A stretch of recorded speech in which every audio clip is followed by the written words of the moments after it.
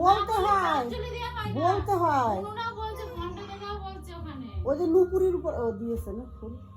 আচ্ছা, পলাশ ফুল লোকে দাও, পড়াশোনা করে।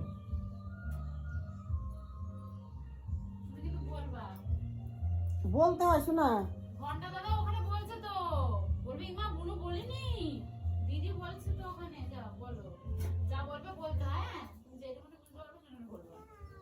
মা বলছো তুমি তুমি জোরে জোরে বলো, তুমি জোরে জোরে বলো, তোমার সাথে সাথে বলো।